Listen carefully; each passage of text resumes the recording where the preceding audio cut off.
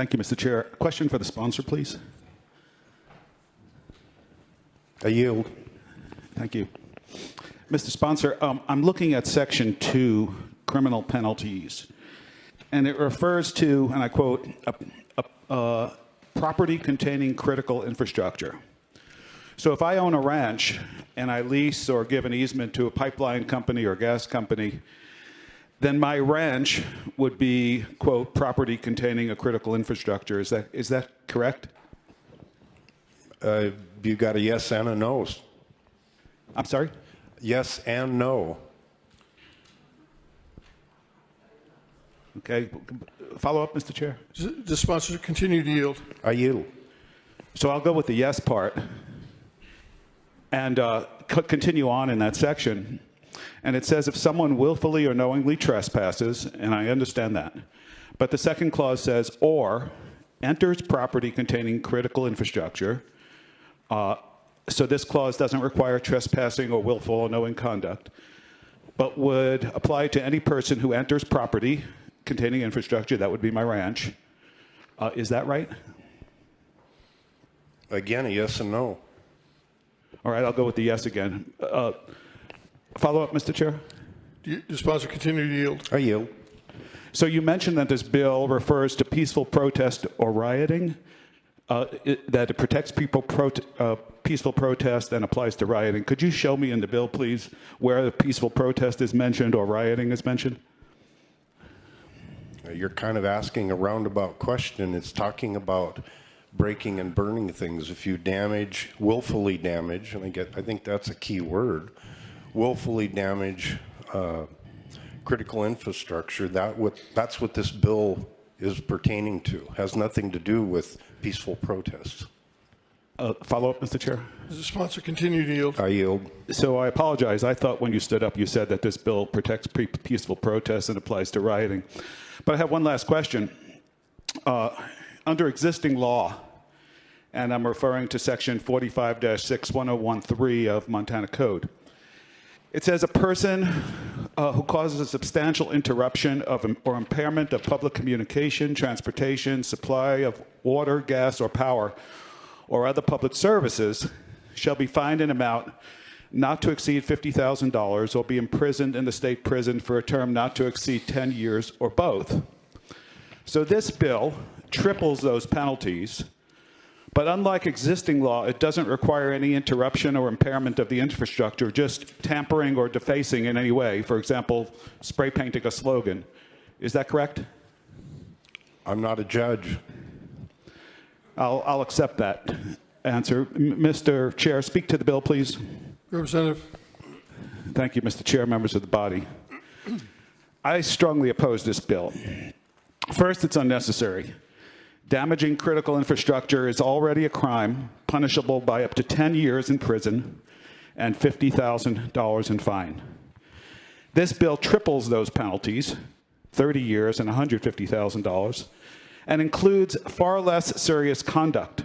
All it takes to be exposed to a 30-year homicide-like prison sentence and $150,000 in fines is, for example, to touch or move aside a piece of oil company equipment. And someone who supported him in any way is also subject to severe penalties. And if an organization, like a church or a tribe, supported an individual who was found to violate this statute, it would be subject to fines in the amount of $1.5 million. Section 2 says that these severe penalties apply not only to someone who is, quote, willfully and knowingly trespassing, but also to someone who simply, quote, enters property containing a critical infrastructure. That's my ranch, whether or not it's intentional, willful, or trespassing. This language is extremely broad and can impose penalties on private landowners who lease land to pipelines and the like, as well as peaceful protesters. With so much of this infrastructure strung across Montana's private property, this bill could easily catch up a landowner who allows protesters onto his property if he happens to be have an easement or lease a piece of his property to a gas company, say. So numerous witnesses at the hearing testified that this bill would have a chilling effect on First Amendment speech. by threatening draconian penalties for minor infractions. The bill has been written about extensively in the national press because versions have been introduced in several states, as the good sponsor mentioned. But this bill seeks to outdo all the others with its 30-year sentence and $150,000 fine, when most of the other bills are 10 or 20 years and up to $15,000 in fine. At the hearing, almost every proponent, most of whom, much like the sponsor today, in fact, most of whom were associated with the fossil fuel industry, began by stating, quote, "This bill is not about First Amendment rights." I was reminded when I wanted to speak to my son about dinner, and I said, "Son, I need to speak to you," and he said, "Dad, I didn't leave." Representative Gunderson, for what purpose do you rise? A point of personal privilege. State your point. The good representative from Bozeman is telling everybody I'm working for a fossil fuels industry. Oh, no, I'm sorry. I didn't mean to imply that. I meant the witnesses at the hearing, not you, good representative. I was included in that statement, sir. As far as I know, you don't work for the fossil fuel industry. I apologize if I implied that. My motives are for the environment, and they're not for the industry. I'm trying to make a delineation between the two. Thank you, Representative. Correcting myself, I was referring to the witnesses at the hearing. Pardon me, Representative Staffman, Minority Leader Abbott. Thank you, Mr. Chair. Just a point of order, if we could go through the chair on those things, it would be helpful. Thank you, Mr. Chair. Thank you, Minority Leader. May I continue, Mr. Chair? Please, Representative. Thank you, Mr. Chair. As I was saying, most every proponent at the hearing who was associated with the fossil fuel industry began by stating this bill is not about First Amendment rights. And I said, I was reminded when I wanted to speak to my son about dinner, I said, "Son, I needed to speak to you." And he said, "Dad, I didn't leave the car without gas." It was very telling.